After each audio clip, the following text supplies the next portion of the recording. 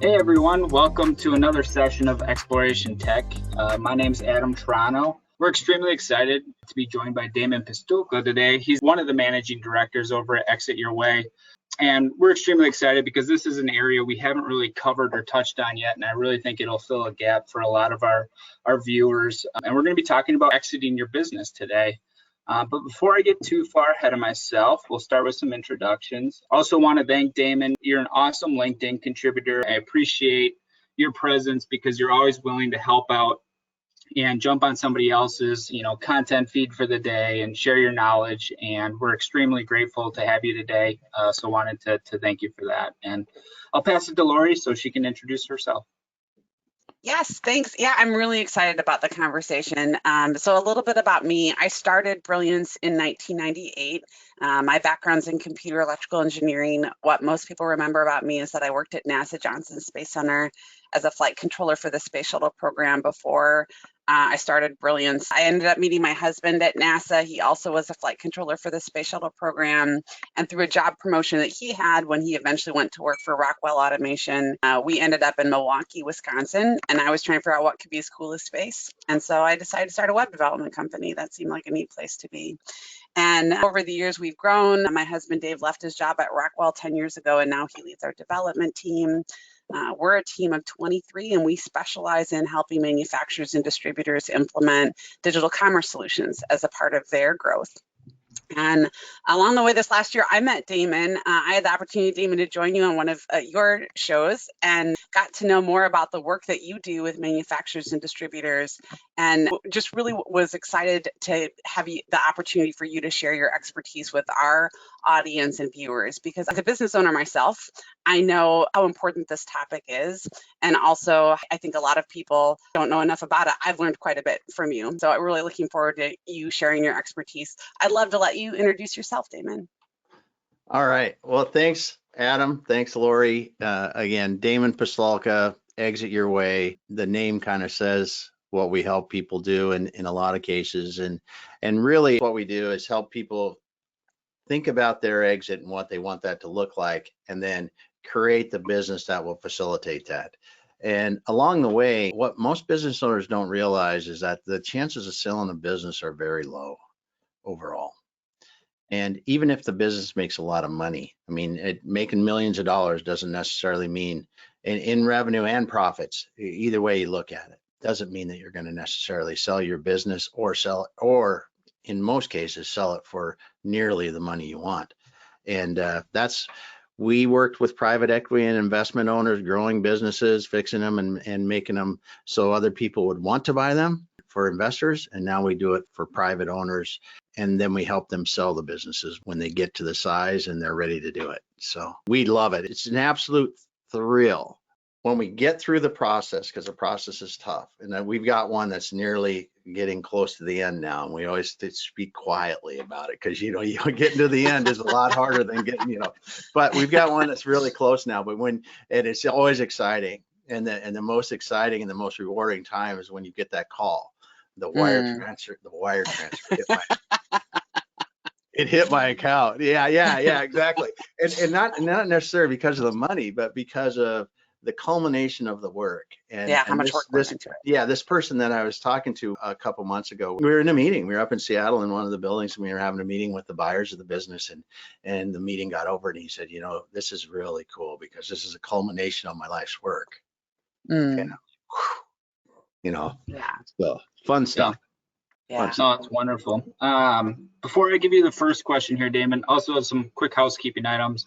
If you can take a minute, give Damon a follow on LinkedIn, Exit Your Way, also Brilliance, or Lori if you're new to the stream here.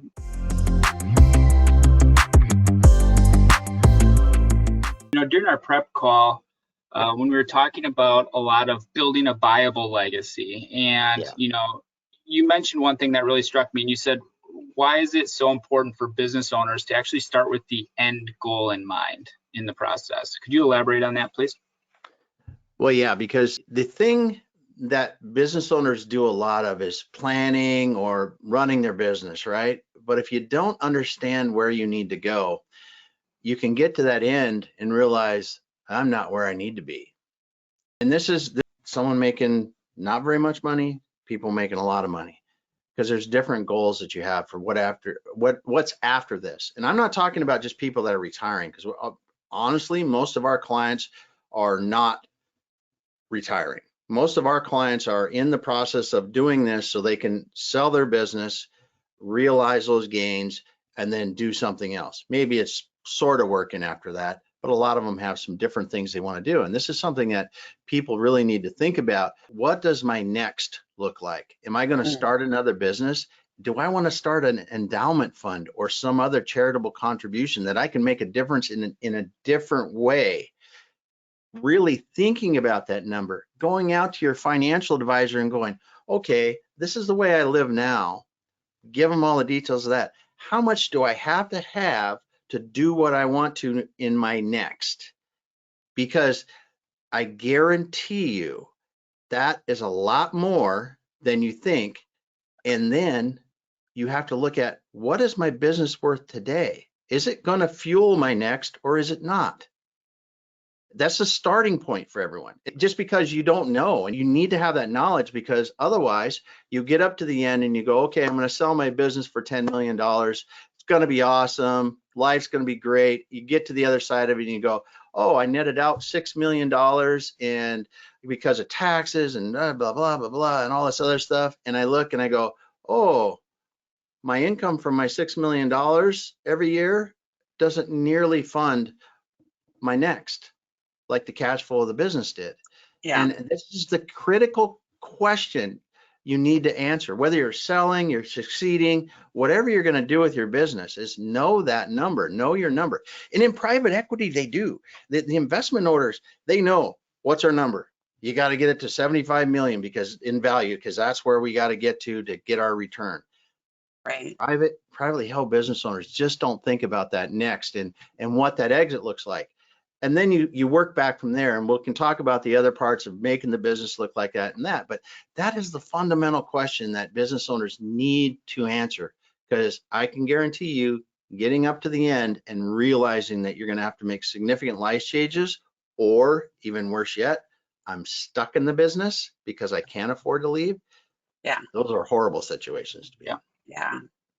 Well, such great points. And it's so important to do that upfront planning and not just assume everything's going to work out. In your intro, Damon, you shared the fact that most businesses aren't able to sell when they want to exit. Can you talk more about what are the reasons that businesses are unable to sell when they want to exit? There are several main reasons that people are not going to typically sell their business. One is, and a lot of people fall into this category, you're too integral to the business. If the owner is, say I'm a technical wizard, right? And I've created this business that's making $20-30 million a year and we're doing great, but I'm the brains behind it. I've got patents. I've got, I'm the person that figured this out, right? What happens when you leave?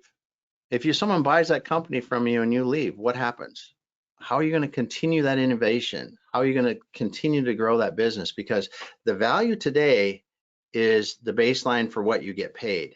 But the reason why people buy a business is for the opportunity to grow that business tomorrow. You really have to think about that. And that's one of the main things that we run into. Well, if you look across the board, number one reason is people can't agree on price. And that's primarily because they didn't go through number one, like the first thing I said, and figure out and make sure that my business is worth enough, and that kind of stuff. But the number one reason, you can go out and Google it, it'll show everywhere, it's price. And then it's going to be dependence on ownership.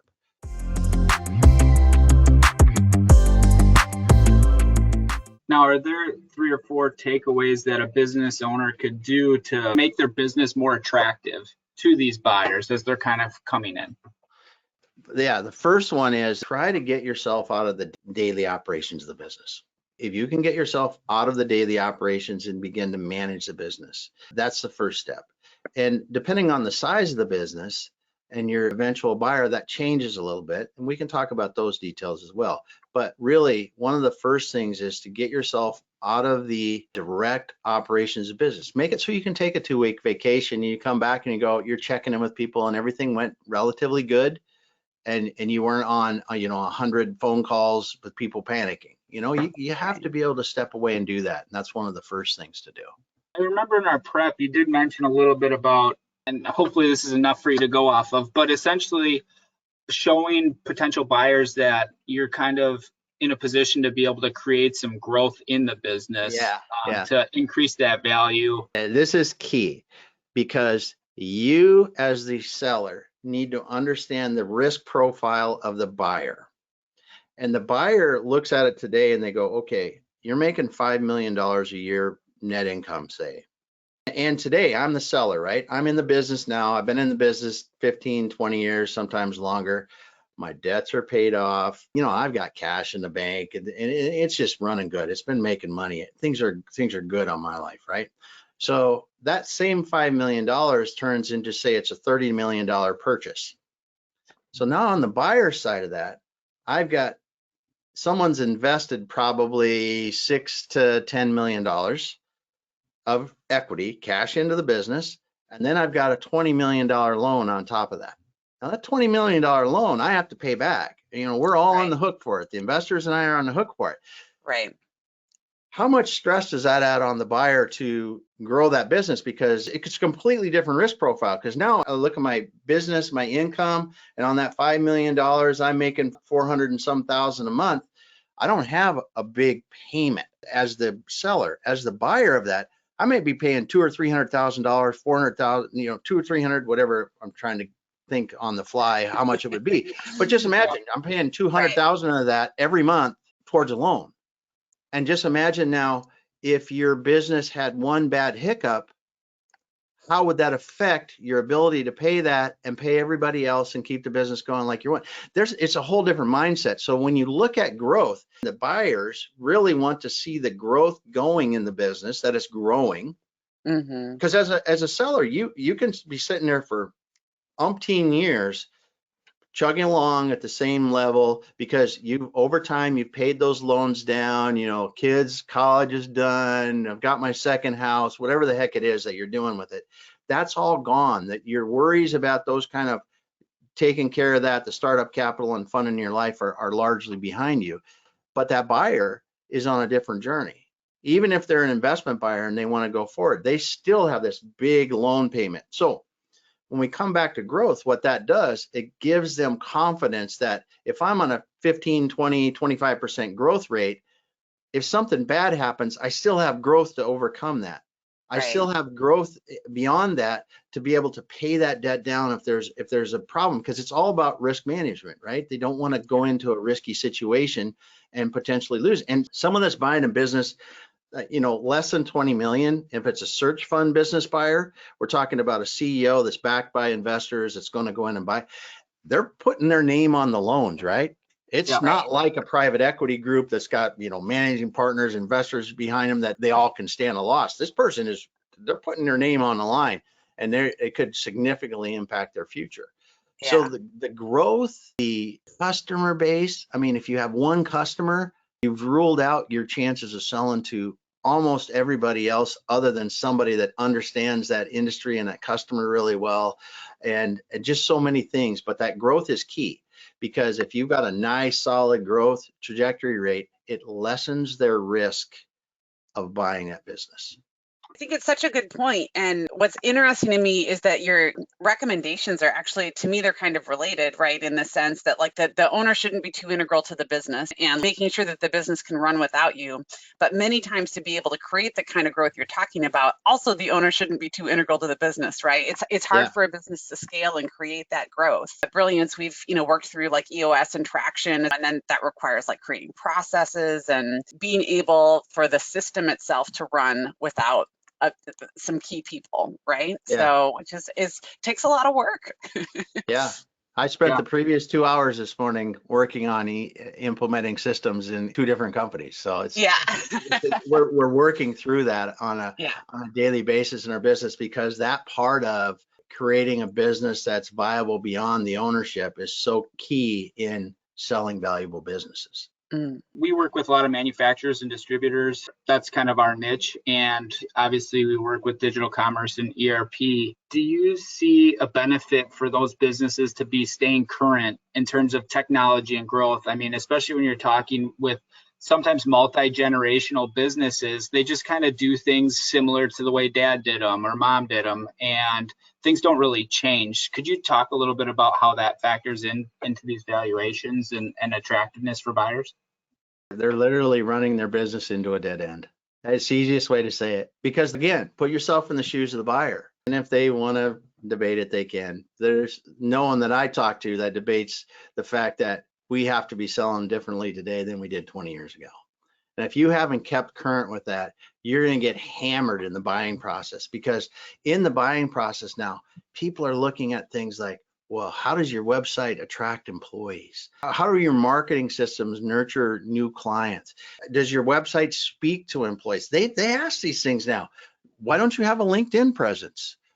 Why aren't you, as the owner of the business, on LinkedIn at all? It doesn't have a, just all these things are coming into play because I'm the seller and I might be 50, 60 years old. And I was like, LinkedIn, that's where people get jobs and all that kind of stuff. And I'm a CEO. Nobody really needs to have me on LinkedIn or something like that. But the next generation of people that are buying businesses, even if it's a private equity group, they're going to put people in. This all has to be laid out pretty well, because that shows them that growth potential going into the future, because people that are buying understand what it takes to grow businesses today. It's key.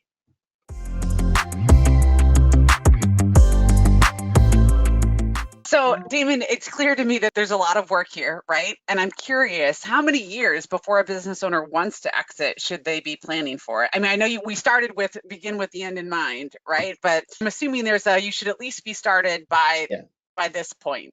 So I'm going to tell you what a few milestones that you should really Okay. think about if you're exiting a business.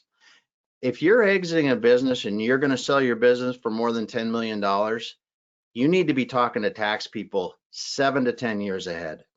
And I'm going to tell you why.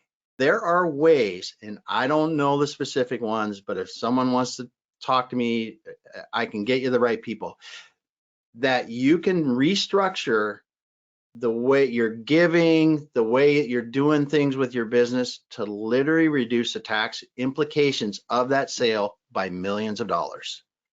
Capital gains right now, what is it, 20% or something like that? And then you might have some state taxes you're going to pay on it. So that's a $2 million kind of thing. Well, if you can mitigate that by $1 million or $500,000 by planning out there that early, that's just money you can do. And a lot of people now, and like I said, I'm not an expert in that, but I've been talking to some people that have been mentioning things that you can do things by. If you're going to donate to charity, you donate a portion of your company to charity 5 years ahead, and they're sitting there along, and they may not even be getting money out. But when you sell the business, that portion that you've donated to charity is not taxable.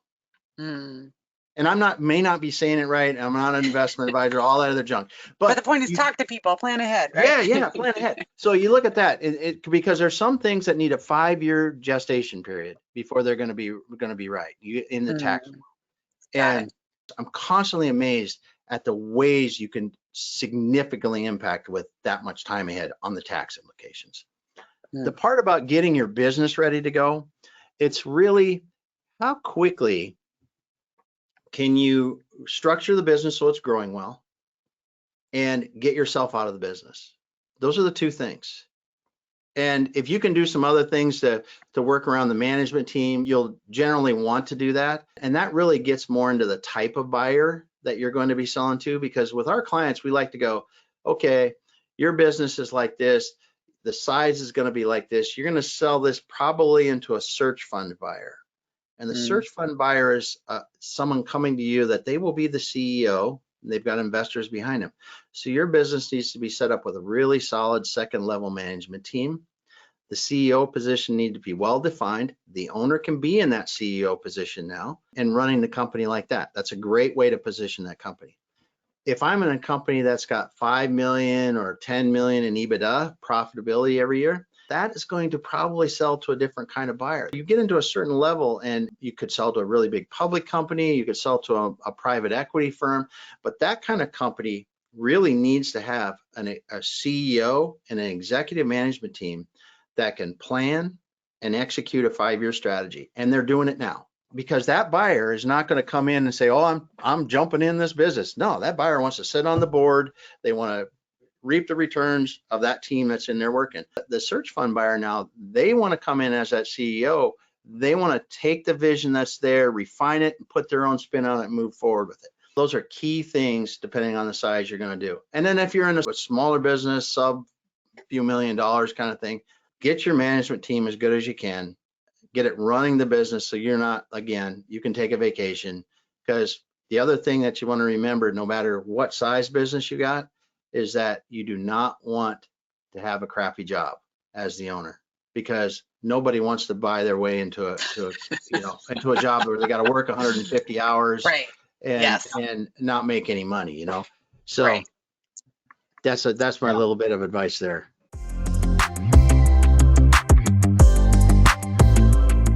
The transfer of knowledge is definitely sounding pretty key Yeah. for those owners. I mean, is it typically ego, or they just don't know where to start with that transfer of knowledge in your experience? It's because we don't understand business, right?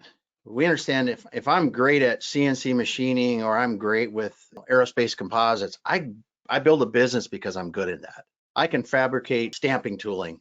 And I've been doing it for years as a tool maker. Now I've got my stamping tooling company, and that grows up to $50 million.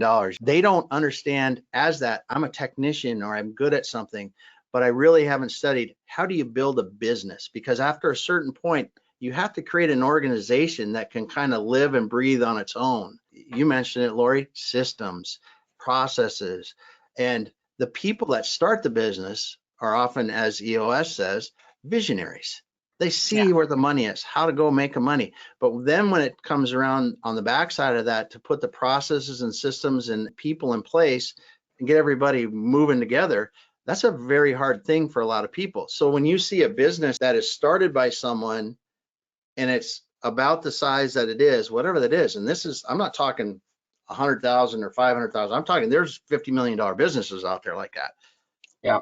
They still don't have the structure and the transfer of knowledge, as you said, Adam, that can then allow that business to really run like it's supposed to. And that's so key to it. Lori, I'd love to hear your thoughts on this, obviously, from a slightly different perspective, but Yeah. Well, it so resonates with me. I remember, Damon, when I read the book E-Myth Revisited, which is kind of about this, right? And for me, like my background's in computer electrical engineering. So like when I started the business, like most business owners, I started it because I knew people who needed websites and I knew I could build the websites, right? Yep. So I was like, I saw an opportunity, I went after it.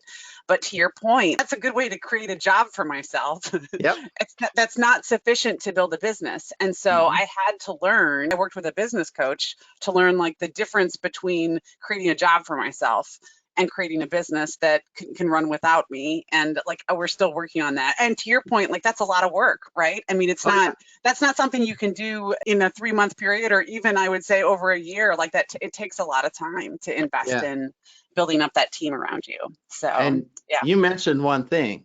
Oftentimes it takes coaches, because you, as the founder of the business and that, you're more of a visionary in a lot of respects. And it takes that coach and then finding that integrator behind it to really do the things that need to be done consistently on a day in and day out basis to get where you want to be. Yeah.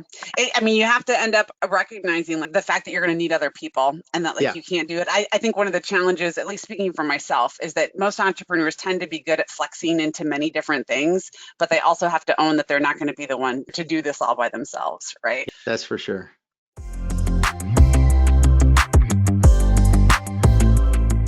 if you could speak in terms of manufacturers and distributors, just because of our viewer base, could you talk a little bit more about the valuation process? Yeah. The valuation process is honestly math. It's math. Businesses are valued based on the profitability and the industry they're in. So if you're an injection molder, it's a way different valuation than if I'm a sheet metal fabrication company, then I'm a OEM producer of street sweepers. And it's different both on the industry and profitability of the business. There's different multiples that are used, but it comes down to the fact that each business now, and this is a science, has come down to the fact that an injection molding company is this size is going to be valued with a certain multiple of the profitability. Or You can use that same but different number, works on revenue and different things like that. But it is math. There's a range that you can come within. Business valuation people, the biggest thing that we see in it is there's a range that you're going to fall within. Nobody is 100%. And then the other thing is the valuation is there as an indicator of what a willing buyer and a willing seller would transact. So just because your business is worth $100 million doesn't mean that you have a willing buyer out there that will pay $100 million, or if there is one even at that point. Right. But the valuation itself themselves are very easy. They do take into account risk. Like if you got one customer that's 80% of you'll get discounted. If you have a poor management team, if someone's going to do a real valuation on your company and not one that you can go on the internet and plug in 3 numbers and get what you want, I mean, they're going to talk about leadership. They're going to look at 5 years worth of growth or 3 years, whatever the right amount is worth of growth, and they're going to talk with you a bit about your business. What are your growth plans? You know, what's beyond what we see? What are the projections for the next year? What are the projections for the year after that, and why? There's a whole myriad of questions that go into that, and the valuation varies by industry, varies by type of business, how you are in the industry. But the biggest point for someone that's listening to this today about valuation is you can't go online and assume that because some online calculator with 3 numbers says your business is worth $10 million, it's worth $10 million. It's far more complex than that. Yes, it boils down into a simple multiplier, but there's all these up and down factors along the way. And Yeah. I mean, because the valuations that my partner does, or that you'll see somebody do, that business valuation person, these are like 70 to 100 pages, and they go through industry, and they go through all this stuff, and there's like blah blah blah blah blah, and but you get to the end and you go, okay, that makes sense, because they analyze their management team, they analyze the industry, they analyze our growth and our benchmarks compared to the industry, they analyze our customer base, and our customer base is solid, you know, and just they go our cost of capital, all these things that they're going to look at are so key to that valuation. But take the time to really understand what your valuation is. Never estimate and never think for a second that your public, that if you see a public company in your industry sold for a number, that's anywhere close to yours. Public companies have multiples that are often double what the private industry is, but they also get to go through all that good stuff to be a public company. And that's why they can get a higher value. But those are just a couple tips around the value of the business.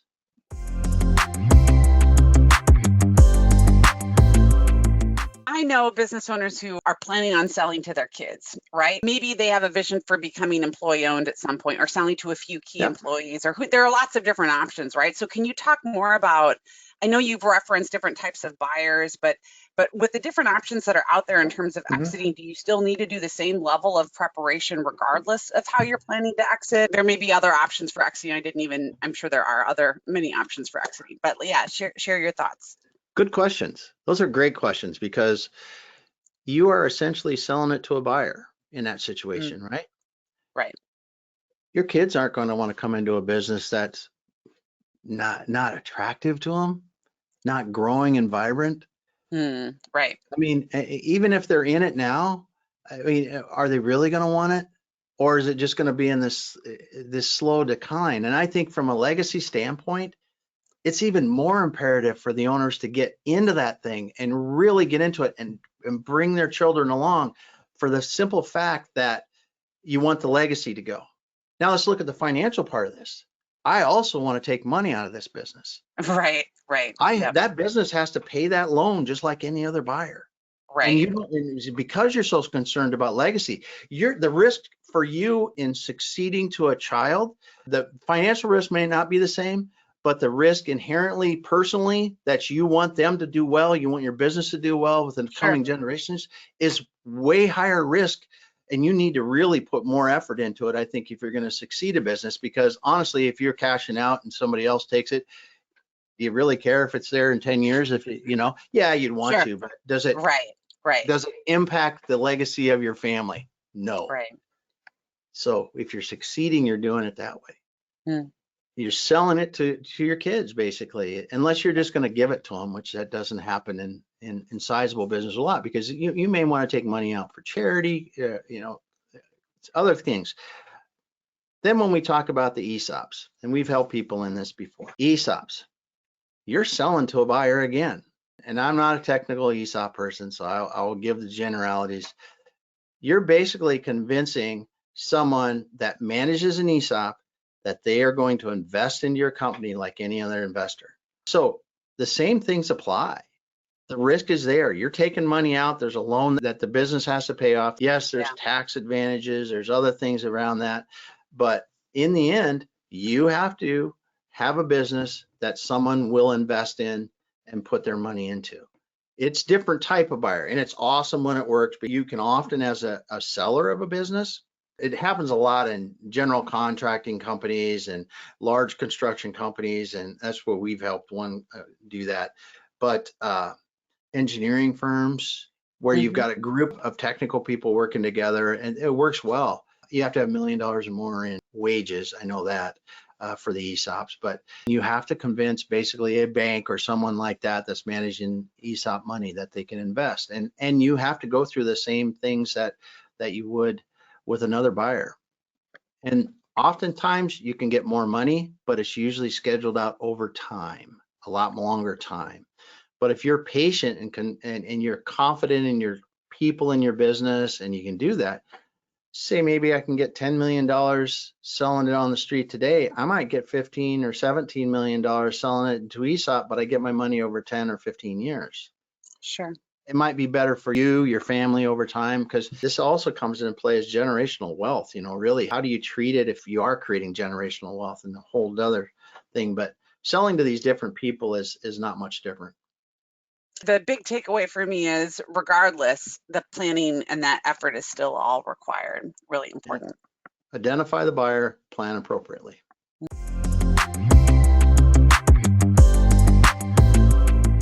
Well, we are at time, but I do want to ask you one more question. If you could just tell us a little bit more about Exit Your Way. I know you kind of mentioned a little bit in your intro, but would love to hear, the ways you help business owners, and if you have a short story you want to share on how you've helped a specific business owner, that'd be awesome.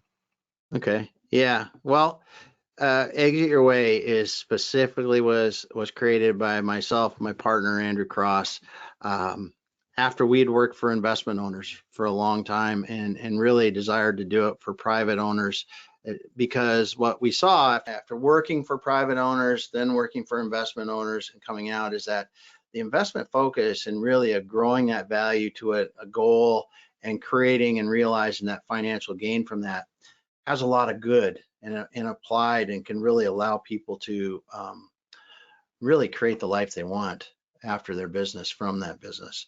And that's what started us off on this, because we were selling businesses like other people. And about 6 months into it, I did anyway, my partner is selling businesses a lot longer, and I just said, this is ridiculous. We know we can't sell a lot of these businesses. So you go out and talk to 10, right? And we have to optimize where we, in the selling of a business, there's a lot that's on success fees, right? So you look at the time I have to spend, and I talk to 10, and I go, 7 of these 10 I can't sell, or we can't spend our time on because they won't sell, and I get 2 out of that. Well, why do we want to only help 2 people? We've been helping the other 7 all along in our careers. Let's build something that helps everyone in their business to get more out of it and be successful. That's why we started this. And then what we do in our business is we've updated the way we do it and everything, but we don't do a heck of a lot different than we did when we were running businesses for private investors, right? You set good strategic and annual plans. You develop projections. You get measures for everyone. These people are going to think this is EOS, but we started this before EOS, right? And you do develop measures so your salespeople know what their goals are, and that translate into what do I do on a weekly basis. And we help our clients go from strategic plans to projections to weekly performance goals and metrics for the companies, and really get them going on that, and then make sure the staff and the structure is appropriate, and they get into the growth path.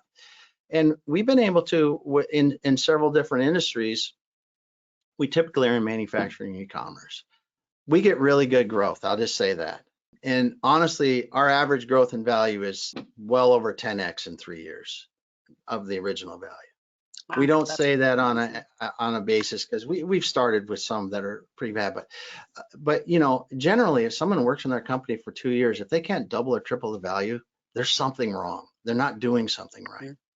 So you can generally do that, even just with some little work like the company I mentioned that sold to an ESOP. They were a construction company with 4 or 5 owners, all in primary roles in the business, and we helped them get themselves out of the primary roles. And they came because they were getting very low offers from private equity. And what we did is we were able to move them to a position by getting other people on staff and getting the company running that they could sell to an ESOP. And they ended up, you know, they were in the between 10 and 20 million offers from private equity, and they sold for over 50. I mean, these can make millions and millions of dollars. I mean, doing this. And we, you know, another example is an e-commerce company that we started with. The owner was like, I don't even know if I want to keep this business going anymore. And we realized that, yes, you do. And there were some financial things that were wrong that we fixed, but and the company was a little bit better than it was, but it went from, I don't know, it was about $1 million in EBITDA up to close to 4 over the period of 18 months. And they were able to exit with, when you look at the net value to them, paid down a lot of debt on the way, and it was in, I don't know, 16 something million over where they were at the beginning. You know, these things, you can make millions of dollars of difference when you focus in and do it the way you really want to. Incredible. That's awesome, inspiring.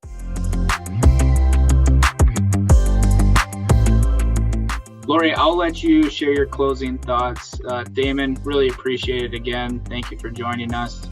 Lori, take us out. Well, I just want to say thank you, Damon. I mean, this is such an important discussion. I mean, the work that you're talking about is life-changing for people. You know, it's not just about money. The whole point of what we call this is really about building a legacy. People invest their lives in this, and it's about creating something that can continue once you're no longer in it, and also provide the kind of life for people that they want. And I really appreciate the fact that you've taken all of the expertise that you have around this from your work in private equity and are making that available to business owners privately. So yeah, thank you for your time.